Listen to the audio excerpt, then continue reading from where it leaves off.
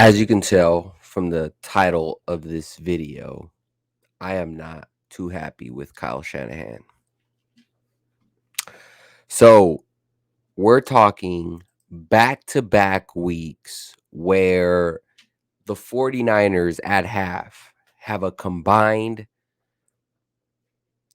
7 points. 7 points at half. Kyle Shanahan has only been able to muster 7 points the past, I want to say the past 3 weeks now. But honestly, another loss in the books for the Niners. And this one was just as ugly as the Packers game. Wasn't any better. By no means, right? Shanahan's favorite phrase. By no means was this any better. And so I come at you here again with another disappointing loss and more frustrations from fans, more frustrations are starting to boil over here.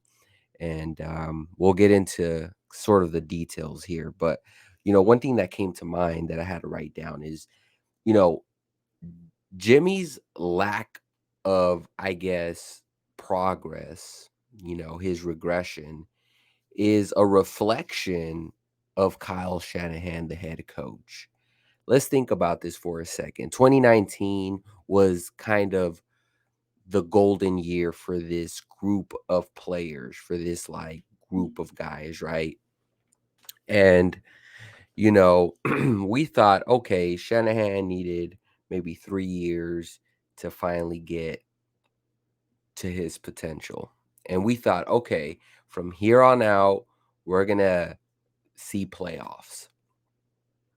2020 comes and you have a Garoppolo injury, but you still have a very talented team. And, this team just went through this whole COVID thing, the whole injury thing. Okay, uh, maybe that's a pass, but still, people were like, come on, man, we got to win some of these games. The Eagles game was frustrating. The Dolphins game was really frustrating. And so there were moments even in the 2020, you put every injury there, you pin it. There's still moments where the 49ers should have won. Like, we're clearly the better team here, but we didn't come out prepared. So then we come into 2021, where now you do have Jimmy healthy. We have this young, talented rookie in Trey Lance, and we still have a lot of weapons defensively and offensively. We have arguably one of the best, if not the best, left tackle in the game in Trent Williams.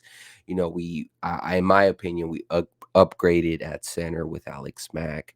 And then you look at the offensive weapons, you have Debo, you have Ayuk, and then you have George Kittle, arguably one of the best tight ends in the NFL. If not one, definitely top two, top three, right? Running backs, Raheem Mostert, come at you at waves. We drafted Trey Sermon, Elijah Mitchell, Jeff Wilson Jr. And so there's weapons there. But somehow, yes, we have injuries. Of course, Mostert injury definitely hurts. Somehow, some way, a team that's very talented,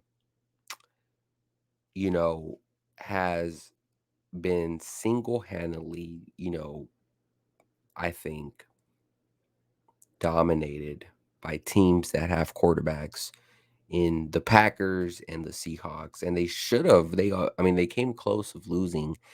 I think it would have gotten ugly, I think, if the Eagles had scored a touchdown. But, even that game wasn't that impressive. It was an ugly win. And then you look back all the way to week one. We showed dominance, right, against the Lions, given that they're the Lions. But, still, you allowed this team to come back. I say all that because, to me, it just shows Kyle Shanahan still hasn't figured this out. He still goes out there, and to me, for some odd reason, his team is never ready for battle. Like, whatever the case may be, his offense is never in a groove. And, 2019 was the year, like, Jimmy didn't get hurt. Everything was all good and dandy. But I'm starting to I'm not saying I'm losing hope in Shanahan. I'm just starting to get frustrated. I'm just frustrated with Shanahan's inability on a week in and week out basis to have his team improve in areas where they're clearly not good at. And, and that's a reflection of Jimmy Garoppolo in with the 49ers. I mean, again, you talk about injuries, that's kind of a reflection of the Shanahan era. But when we're really talking about, Jimmy Garoppolo just being a better, I guess, on the field reader, if you want to call it. Can you read defenses? It hasn't happened. And, with Trey Lance coming in, I'm starting to lose faith just a little bit within the past 2 weeks. Can Shanahan really develop this rookie? Kyle Shanahan looks frustrated, but that frustration can't be towards anyone else. He got his guy, you develop him, you make him into a star because that's the level we're at now. Especially if you give up 3 first-round picks. So, to me, it's just frustrating. There's no more excuses. Like, you can't make an excuse this year. Last year, COVID, injuries, 2019, great. We were able to make it close, but we didn't win anything ultimately. 2018, Jimmy gets hurt, showed promise, but again, another one of those years where you're picking high. And then 2017, of course, the first year. So when we fast forward now to 2021, there's no excuse why this team should be picking top, you know, 15, top 20, honestly. They should be picking high up there. And there's no excuse. And his offense this year has sucked. Sure, like we can put the blame partly on Jimmy, but I mean, offensive line is hit and miss sometimes, although they played better. But then, not giving Kittle the ball the first like 3 weeks. Running backs are hurt, they're banged up. That's gonna obviously benefit you. But I mean, again, with Trey Lance, who can use he showed you this game. He can use his legs to extend plays, and he's still sitting on the sideline, and he's your best running back pretty much the past 2 weeks. Um, to me, it just like, what are we doing? Like, are we playing a win or are you just playing with us? That's how I feel. I don't feel that the 49ers are always putting their best foot forward on Sundays. And to me, that's concerning. Again, the frustrating thing, Shanahan only having 7 points at half. 7. I could count them with 2 hands. 7. And, I'm sure everyone saw it. The Niners were dominating. That's the really sucky thing about this whole situation. The Niners were clearly the dominant team the first half, or at least the first, I want to say, quarter and a half.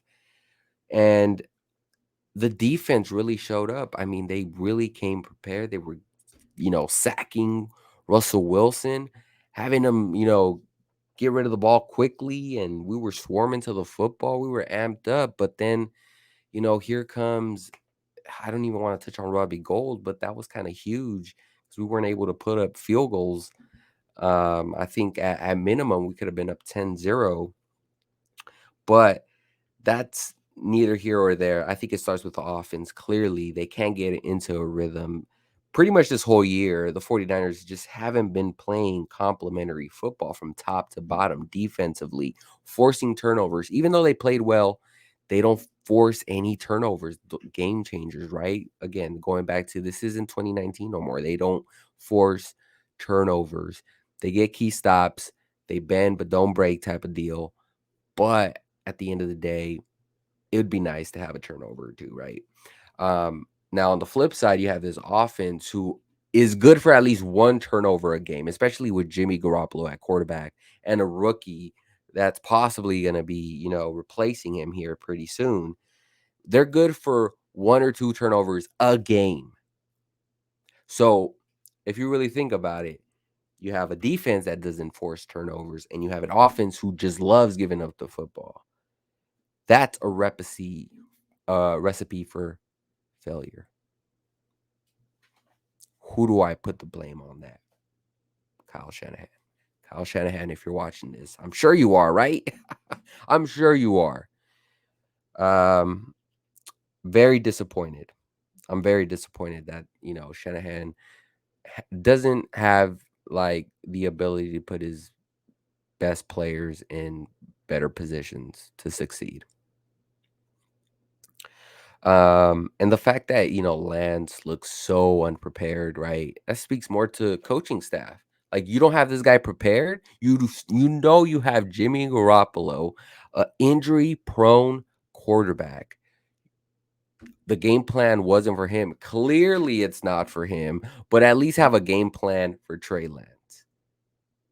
If Trey Lance is running Jimmy Garoppolo's game plan, you're doing Trey Lance a disservice. I'm sorry, but you are. They're two different quarterbacks, right? Embarrassing. Embarrassing. And the lack of accountability from Shanahan too, where he just say, I just want him to say there, you know what? I haven't done my job. I haven't put these players in positions to succeed. It's always like, well, yeah, we need to do a better job. Offensive line could have done a better job there, giving Garoppolo some time. Or, IU could have ran a better route. It's never on him. It's always on the players not running the system, right? That's what drives me insane. And at the end of the day, sure, it maybe they could have done better, but honestly, the arrogance right now isn't all that great from Shanahan. I don't need that right now. I need some honesty. I need you to actually be honest with us this time. Um, again, this is not even touching special teams. Trent Cannon, who I thought played well against the Packers, pretty much took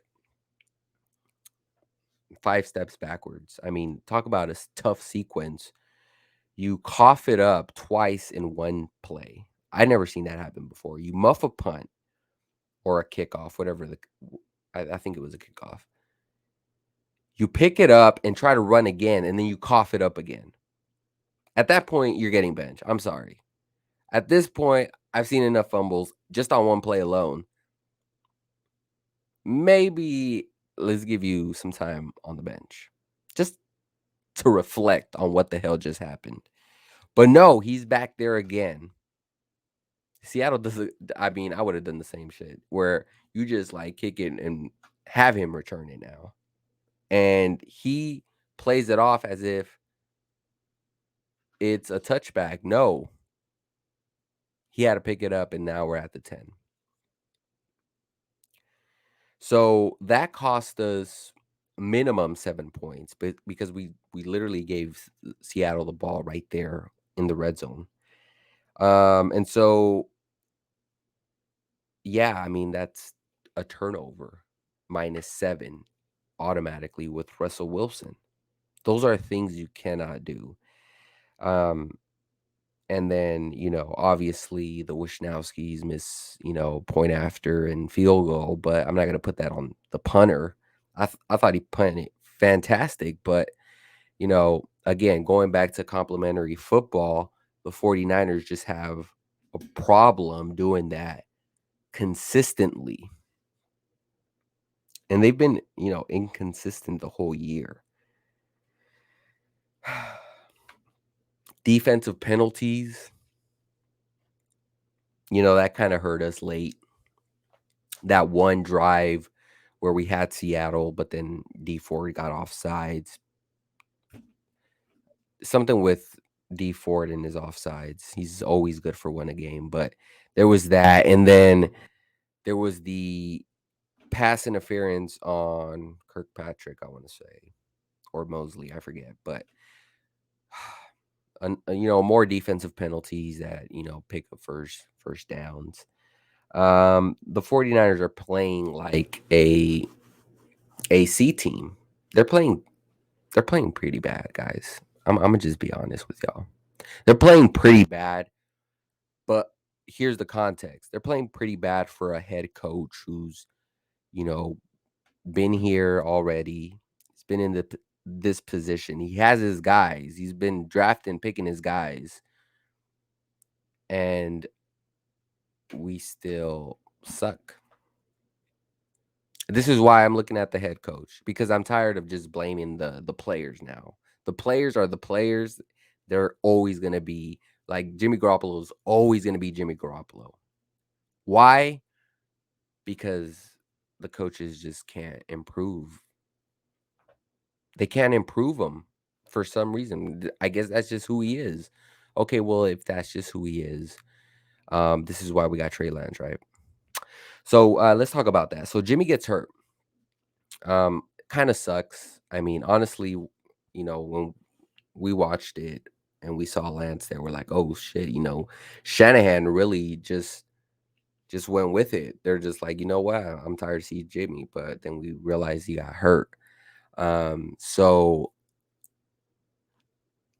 yeah, it's not good however you look at it, because if you say, okay, well, Shanahan really stuck to his word and said he wasn't going to make the switch until someone got hurt, or if Lance played better, of course. But it goes back to Jimmy being hurt. Like, just imagine if we didn't have Lance to look forward to.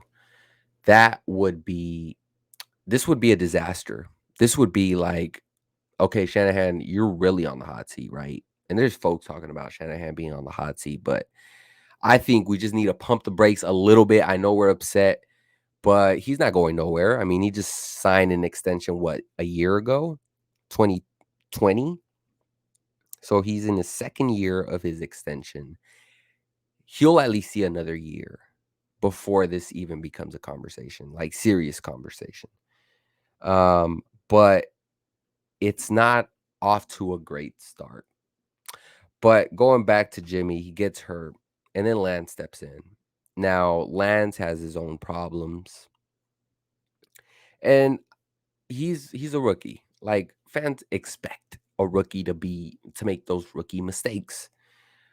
I guess what I really was happy to see is finally someone able to extend the play. We get so accustomed to seeing Jimmy throwing it to his receivers, having them almost decapitated with the way he just throws high. And I mean, Kittle almost got seriously injured in this game.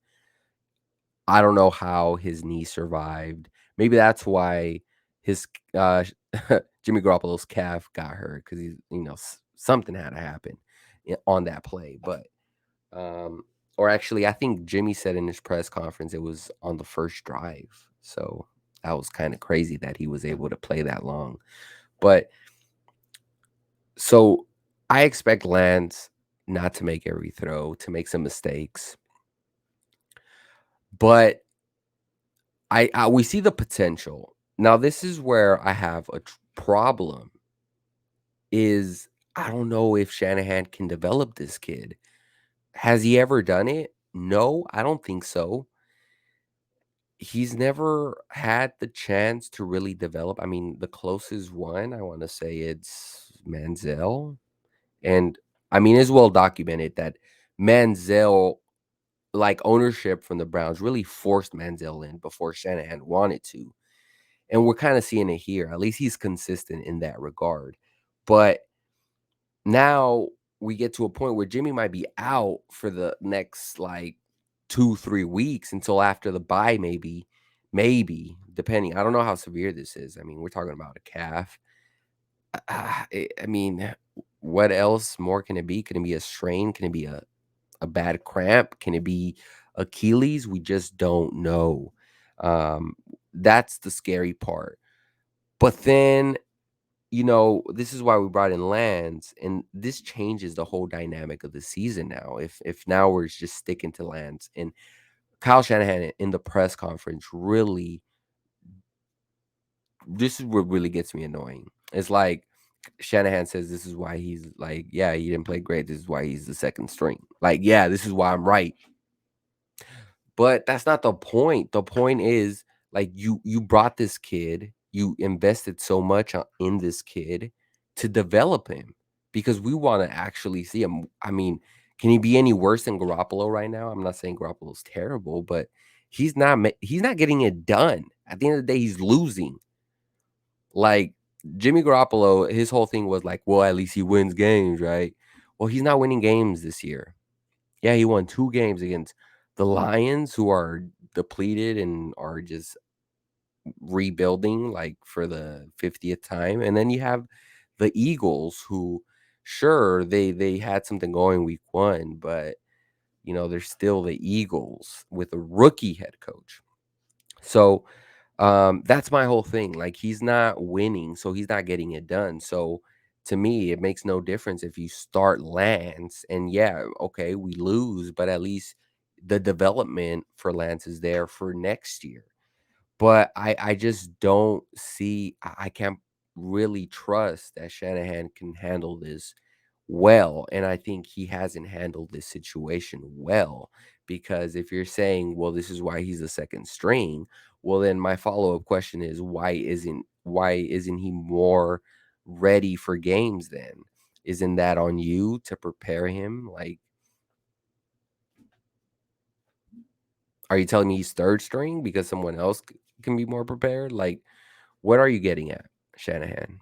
I want some accountability. I want you to look me in the face and tell me, okay, yes, I haven't done a good job. I'll try to do better, and this is what I'm going to do. I'm going to, you know, A, B, and C. I'm not a head coach. This is why he's the head coach. But I want to hear that from Shanahan, and I'm not hearing that from him. I'm hearing that more from Warner. Fred Warner, who is a true leader in this team. Shout out to Fred.